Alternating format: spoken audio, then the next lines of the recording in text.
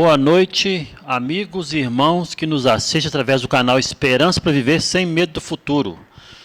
Depois de uma semana, que nós ficamos aí sem transmitir, nós estamos retornando e também estamos já agradecendo a presença de cada um de vocês. Nós queremos já de antemão te convidar para fechar os olhos para que nós possamos continuar com a palavra de oração. Pai Santo e Eterno Deus, louvado seja o Teu santo nome. Mais uma vez, ó Pai, nós queremos agradecer por mais uma oportunidade que o Senhor concede a cada um de nós de vida e de saúde e essa oportunidade de transmitir Tua mensagem. Rogamos, ó Pai, a Tua bênção para cada ouvinte que está nos assistindo nesse momento e para aqueles que vão nos assistir no futuro. Que o Espírito Santo continue sendo pregador aqui no canal Esperança para Viver Sem Medo do Futuro. Em nome de Jesus, amém. Eu quero já convidar você para pegar sua Bíblia, abrir no livro de 1 Pedro, no capítulo 1. E quero continuar desafiando a cada um de vocês para que vocês possam compartilhar esse conteúdo com pelo menos 10 contatos seus. Nós vamos aqui dar continuidade a um tema interessante. O tema tem o título Um Fiel Subpastor e está baseado na primeira epístola de Pedro. Nós queremos aqui começar lendo, aqui na primeira epístola de Pedro, capítulo 1, no versículo 3 em diante. Ações de graça.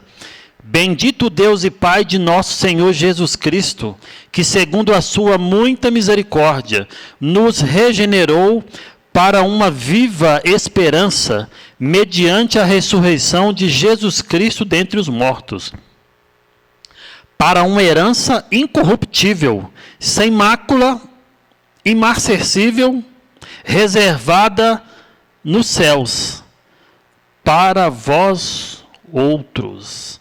Amém. Amém. Então Deus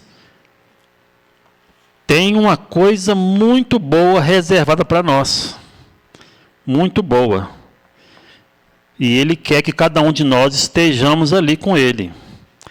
Aqui dando continuidade no tema, vem nos mostrando o seguinte, que nesta esperança de uma herança segura na terra renovada, rejubilavam-se os primeiros cristãos. Mesmo em tempos de severa prova e aflição, eles se rejubilavam na esperança da terra renovada. E Deus também quer que nós, como cristãos do século 21, vocês também que estão nos ouvindo, que ainda não tiveram conhecimento amplo da palavra de Deus, que vocês também tenham uma esperança em uma terra renovada, onde tudo será muito feliz. Em que vos grandemente vos alegrais, escreveu Pedro, ainda que agora importa, sendo necessário que estejais por um pouco contristados com várias tentações, para que a prova da vossa fé, muito mais preciosa que o ouro, que perece, e é provado pelo fogo, se ache em louvor, e honra e glória na revelação de Jesus Cristo, ao qual, não havendo visto, há mais, no qual, não vendo agora, vos alegrais com alegria inefável e glorioso, alcançando o fim da vossa fé, que é a salvação das almas. Então, irmãos e amigos, preste bem atenção. As palavras do apóstolo foram escritas com o objetivo de instruir os crentes de todas as épocas. Então, as palavras de 1 Pedro, como todos os apóstolos que Deus usou para escrever a Bíblia, elas tiveram um objetivo de instruir os crentes de todas as épocas. E tem um significado especial para os que vivem no tempo em que já está próximo o fim de todas as coisas. Aqui vem nos mostrando o seguinte: suas exortações e advertências, bem como suas palavras de fé e ânimos, são de necessidade para todas as almas que vivem nesse século 21, que é o fim dos tempos, que desejam conservar sua fé viva até o fim. Hebreus 3, no versículo 14. O apóstolo procurou ensinar os crentes quão importante é guardar a mente de vagar por temas proibidos, ou de gastar sua energia em assuntos triviais. Por que o apóstolo nos advertiu de guardar nossa mente e de vagar por temas proibidos e de gastar energias em assuntos triviais? Porque o inimigo das almas está sempre buscando meios de nos distrair, para nos afastar da palavra de Deus e para nos afastar da comunhão com Jesus Cristo. Os que não querem cair presa dos enganos de Satanás devem guardar bem as vias de acesso à alma. Devem se esquivar de ler ou de ouvir tudo quanto sugira pensamentos impuros. Ler, ouvir tudo aquilo que sugira pensamentos impuros. Não devem permitir que a mente se demore ao acaso em cada assunto em que o inimigo das almas possa te sugerir. O coração deve ser fielmente guardado, pois de outra maneira os males externos despertarão os internos, e a alma vagará em trevas.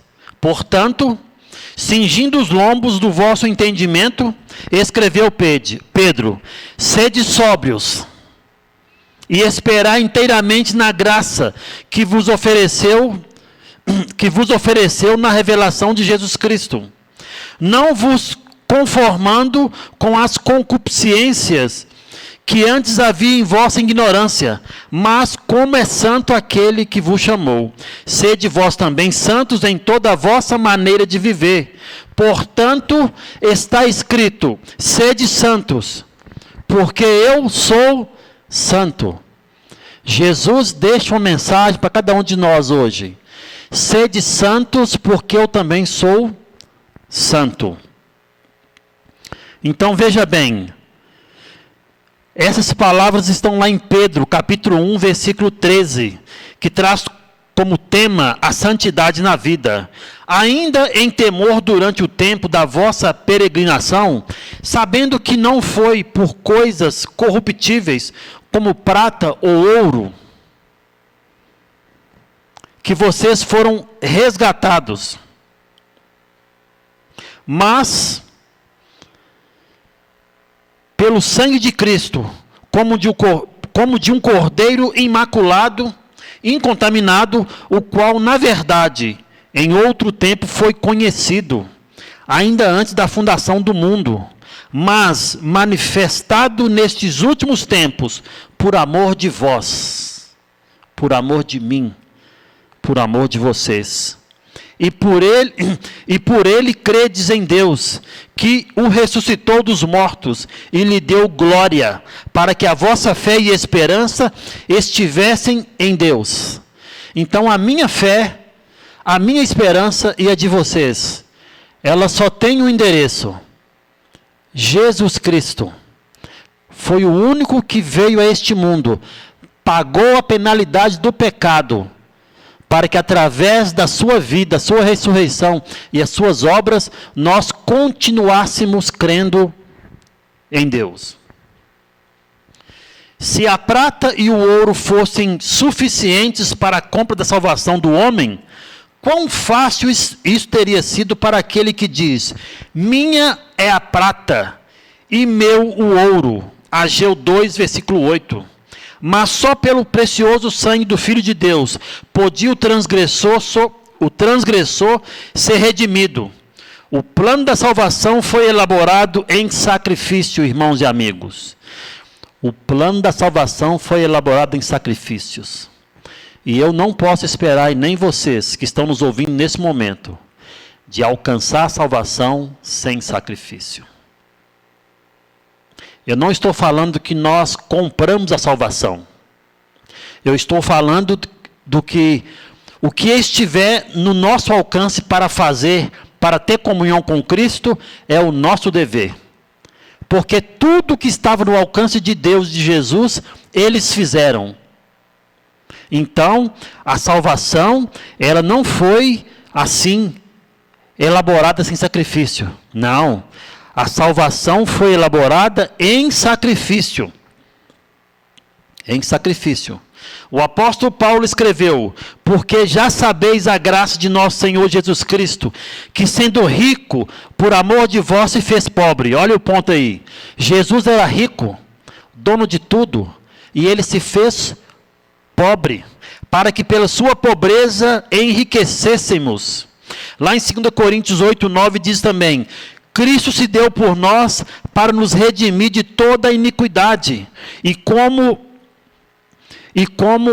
a sobre excelente bênção da salvação. O dom gratuito de Deus é a vida eterna por Cristo Jesus nosso Senhor. Romanos 6:23.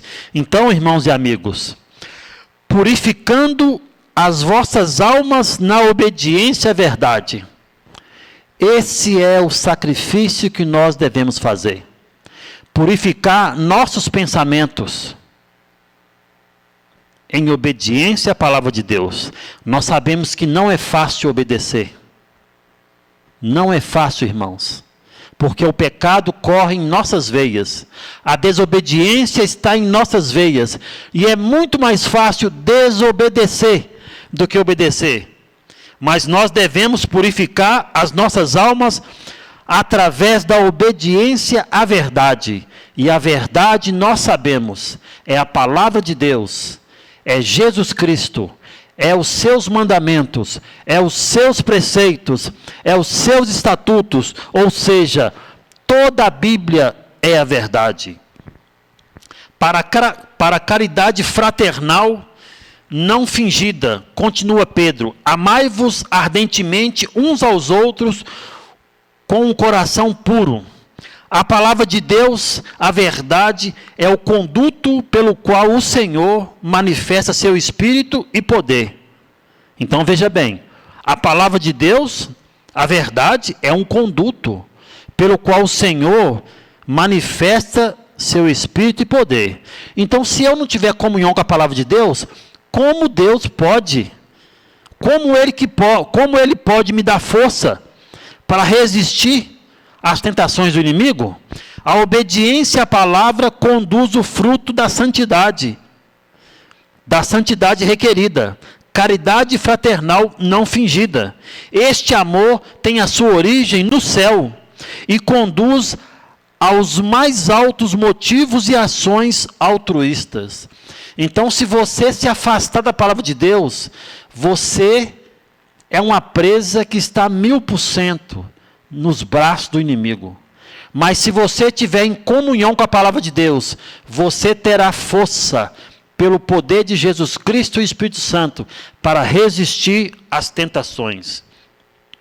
Quando a verdade se torna um princípio dominante na vida, a alma é gerada, não de semente corruptível, mas da incorruptível, pela palavra de Deus viva, que é permanente para sempre. Este nascimento é o resultado de receber Cristo como a palavra de Deus. O novo nascimento, irmãos, é o resultado de receber Jesus Cristo como a palavra de Deus. Quando, mediante o Espírito Santo, as verdades divinas são impressas no coração, surgem novas concepções. As energias outrora dominantes despertam para cooperar com Deus. Então, quando nós recebemos a palavra de Deus de todo o nosso coração, nossa mente, nosso coração, aí nós agora vamos começar a cooperar com Deus, ou seja, desenvolver a nossa salvação, porque nós vamos fazer tudo o que está ao nosso alcance para estar perto de Jesus. Assim foi com Pedro e seus condiscípulos. Cristo foi o revelador da verdade ao mundo. Por ele, A incorruptível semente, a palavra de Deus, foi semeada nos corações humanos. Muitas, porém, das mais preciosas lições do grande ensinador foram ditas aos que então não as entendiam. Muitas verdades preciosas e lições foram ensinadas pelo próprio Jesus aos seus discípulos, mas eles não compreenderam de imediato. Quando depois de sua ascensão ao céu, o Espírito Santo levou seus ensinos à lembrança dos discípulos, seus dormentes sentidos despertaram. O significado dessas verdades brilhou-lhes no Espírito como nova revelação, e a verdade inalterada e pura encontrou lugar para si. Então, a maravilhosa experiência da vida do Salvador tornou-se deles. A palavra testificou, por intermédio deles, homens por ele escolhidos, e eles proclamaram a poderosa verdade, que está lá em João, no capítulo 1, no versículo 14 e 16, que diz assim: o verbo se fez carne e habitou entre nós. Amém. Cheio de graça e de verdade, e todos nós recebemos também da sua plenitude, e graça por graça. Então, quando a palavra de Deus, quando Jesus subiu ao céu, o Espírito Santo deu vida às mensagens e às lições que os discípulos não compreenderam naquela época. E aí eles puderam proclamar com todo entusiasmo, e o Espírito Santo deu vida à verdade. O verbo se fez carne e habitou entre nós, cheio de graça, de verdade, e todos nós recebemos também da sua plenitude, e graça por graça. Eles receberam e nós também recebemos, porque eles transmitiram para nós. E nós temos a obrigação, irmãos e amigos, se você é um cristão, é um missionário, nós temos a obrigação de transmitir essas mensagens para outras pessoas. O apóstolo exortou os crentes a estudar as Escrituras, por cuja compreensão adequada poderiam eles fazer obra segura para a eternidade. Olha que coisa interessante, o apóstolo Pedro, ele exortou os crentes a estudar as Escrituras, por cuja compreensão adequada poderiam eles fazer obra segura para a vida eterna. Então, eu não posso falar as coisas que eu quero, ou que eu acho. Eu tenho que estudar a palavra de Deus, para mim ter uma compreensão adequada, para mim fazer obra segura para a eternidade. Vocês compreendem a responsabilidade? Estudar a palavra de Deus, adquirir o conhecimento, ser guiado pelo Espírito Santo, aí você vai transmitir, que aí você vai fazer uma obra segura para a eternidade. Pedro sabia que na experiência de cada alma, finalmente vitoriosa, haveria cenas de perplexidade e prova, mas sabia também que a compreensão das Escrituras capacitaria o tentador a relembrar promessas que lhe confortariam o coração e fortaleceriam a fé no Onipotente. Agora eu te faço uma pergunta muito interessante. Como eu vou lembrar de algo que eu não estudei e não li? Será que eu consigo? Para que eu possa lembrar das promessas de Deus na hora da provação, eu tenho que ter lido elas e estudado elas. Senão, eu não consigo. Muitos dos crentes a quem Pedro dirigiu suas cartas estavam vivendo no meio do paganismo. E muito dependia de permanecer eles fiéis à alta vocação de sua profissão de fé. Muitos dos crentes, irmãos, da carta de 1 Pedro, eles viviam no meio do paganismo. E muitos dependiam de permanecerem eles fiéis à alta vocação de sua profissão de fé. Nós também, irmãos, vivemos no meio do paganismo. No meio do paganismo. Se vocês e eu começarmos a observar, o inimigo mudou as suas estratégias. Hoje nós somos escravos da tecnologia. Nós adoramos um Deus que se chama celular. Eu não estou falando que ter um celular é pecado. Eu estou falando de devotar todo o meu tempo nas redes sociais e não ter tempo para estudar a palavra de Deus, para colocar em prática, para pregar o evangelho no qual eu fui chamado. Eu estou falando disso. E não só esse aparelho, mas existem vários objetos que o inimigo usa como distração, que nós estamos adorando como Deus e nós nem percebemos. O apóstolo insistia em seus privilégios como seguidores de Cristo Jesus. E quais são os privilégios que o apóstolo insistia? Está lá em 1 Pedro, capítulo 1, versículo 2. 1 Pedro, capítulo 2, versículo 9. Pedro disse assim para eles: vós sois a geração eleita, escreveu, o sacerdócio real, a nação santa, o povo adquirido para que anuncieis as virtudes daquele que vos chamou das trevas para a sua maravilhosa luz, que em outro tempo não erais povo, mas agora sois povo de Deus, que não tinham alcançado misericórdia, mas agora alcançaste misericórdia. Amados, peço-vos como a peregrinos e forasteiros, que vos abstenhais das concupiscências carnais que combatem contra a alma, tendo vosso viver honesto entre os gentios, para que naquilo em que falam mal de vós, como de malfeitores, glorifiquem a Deus no dia da visitação. Então Pedro está nos exortando, irmãos. Exortou os crentes no passado e está nos exortando. Nós somos geração eleita, o sacerdócio real, a nação santa. Não vamos deixar que o inimigo nos tome isso, irmãos. Vamos viver esses privilégios e vamos honrar o nome do nosso Senhor Jesus Cristo.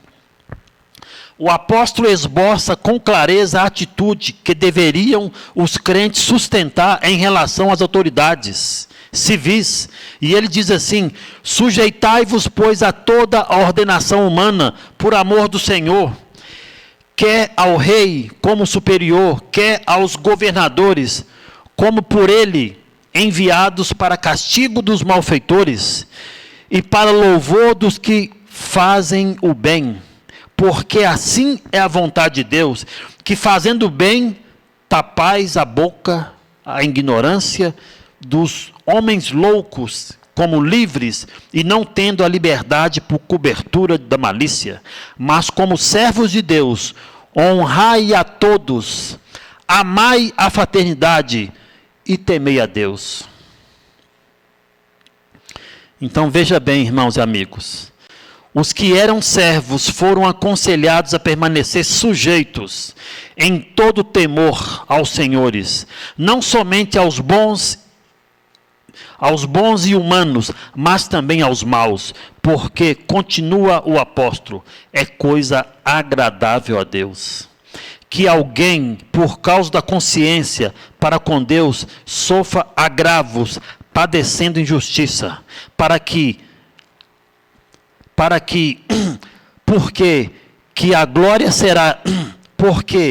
que glória será essa, se pecando sois esbofeteados e sofreis, mas se fazendo bem sois afligidos e os sofreis? Isso é agradável a Deus, porque para isso sois chamados, pois também Cristo padeceu por nós, deixando-nos o exemplo, para que sigais as suas pisadas. Então veja bem, irmãos e amigos, Cristo não fez mal nenhum a ninguém, mas ele foi esbofeteado, ele apanhou, mas ele respeitou as autoridades. E assim ele nos aconselha. O interessante também, irmãos e amigos, que o apóstolo, ele exorta as mulheres cristãs a se manterem vida casta e serem modestas no trajo e no comportamento. E mostra mais que o enfeite delas, aconselhou, não seja o exterior, no frisado dos cabelos, no uso de joias de ouro ou compostura de vestidos, mas o homem encoberto no coração, no incorruptível trajo de um espírito manso e quieto, que é precioso diante de Deus. Então, esta lição, ela se aplica aos crentes em todas as eras, porque a palavra de Deus, ela é viva e eficaz. Pelos seus frutos os conhecereis. São Mateus 7, versículo 22.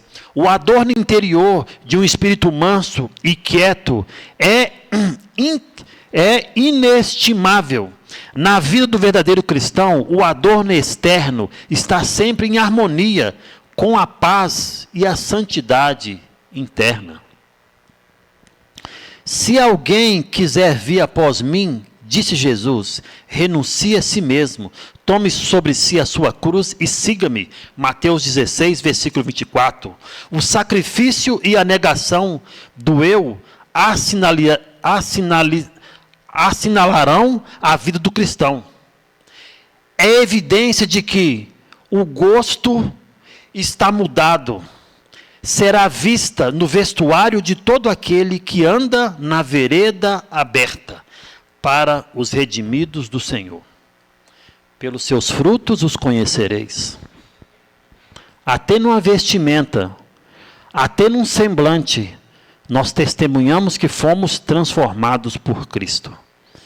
E Deus deseja que nós sigamos firmes nesse caminho.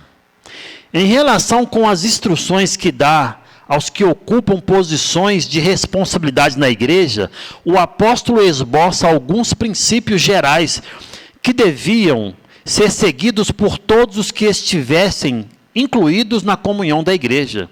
Os membros mais novos do rebanho eram exortados a seguir o exemplo dos mais velhos na prática da humildade cristã. Semelhantemente vós, mancebos, sede sujeitos aos anciãos, e sede todos sujeitos uns aos outros, revestindo-vos de humildade, porque Deus resiste aos soberbos, mas dá graça aos humildes. Humilhai-vos, pois, debaixo da potente mão de Deus, para que a seu tempo vos exalte, lançando sobre ele toda a vossa ansiedade, porque ele tem cuidado de vós.